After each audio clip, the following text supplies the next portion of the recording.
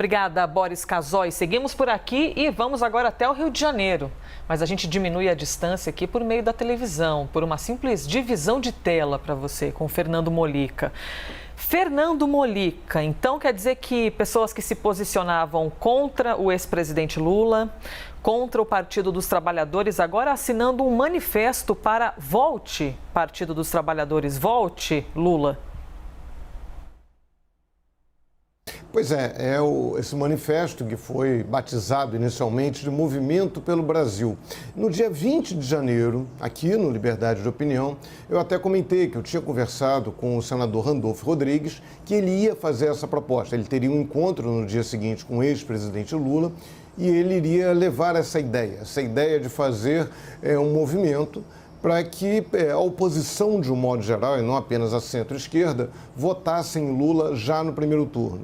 Eu lembro que ele comentou comigo, eu citei aqui, que ele teme um segundo turno exaltado demais, para usar uma palavra que ele utilizou na época, sanguinolento. Então ele acha que as tensões vão aumentar muito, então seria importante decidir essa história já no primeiro turno. E esse movimento foi crescendo, houve essa ideia de juntar mais gente. Ontem eu voltei a conversar ontem à noite com o senador Randolfo, ele disse que essa ideia, na verdade, surgiu de uma conversa dele no ano passado com o ex-senador Cristóvão Buarque, que foi petista, foi ministro do governo Lula, né, foi do PDT, depois participou do primeiro governo Lula como ministro da Educação, saiu do governo muito magoado, votou pelo impeachment de Dilma Rousseff, mas acha que nesse momento o importante seria votar em Lula contra Bolsonaro. Então, esse movimento surge dessa conversa entre Randolfo Rodrigues, que também foi muito crítico ao governo Dilma, apesar de não ter votado no impeachment, e o Cristóvão Buarque. Isso foi crescendo, tem um pouco essa ideia. 2018, fazendo uma leitura política, 2018 foi uma eleição marcada pelo antipetismo.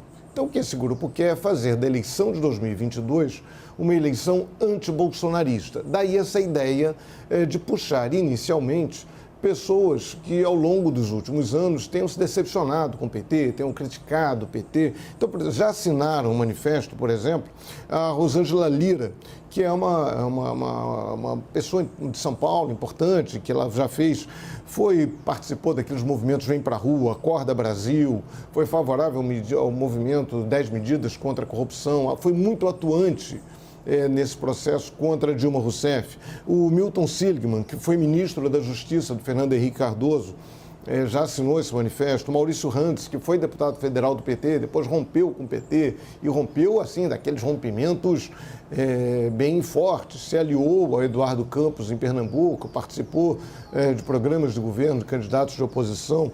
O Boris Fausto, que é um historiador importantíssimo de São Paulo, que na época do impeachment chegou a dizer que havia mais motivos para o impeachment da Dilma, motivos técnicos, do que motivos para o impeachment do Fernando Collor, né, aquele que ocorreu em 92. O pessoal também desse manifesto está buscando a adesão de outras pessoas, entre elas o Marcelo Serrado, que foi muito atuante pelo impeachment e depois o ator, né, e rompeu com o bolsonarismo. Então a ideia é essa, e claro, colocar também petistas. Chico Buarque já assinou, o sociólogo português Boaventura Sousa Santos vai assinar.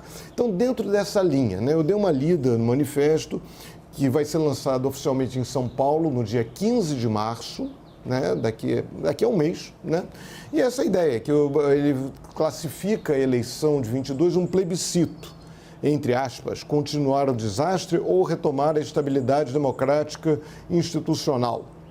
O fim do negacionismo, a volta da empatia, retomada de desenvolvimento, enfim, sempre dando a ideia de que o Lula representa a alternativa viável já no primeiro turno. É um movimento interessante, isso vai ter consequências, isso vai se espalhar, não é fácil, o petismo gerou muitas mágoas, gerou muita irritação, gerou muita decepção. Então, não é fácil você convencer pessoas que estiveram com o PT e romperam voltar para o PT. Mas é história, é eleição. O Bolsonaro só foi eleito presidente com os votos de muita gente que votou no Lula.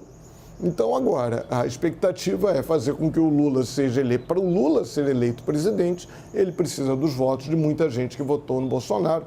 E é nisso que esse povo aí está apostando. Elisa. Obrigada, Fernando Mollica.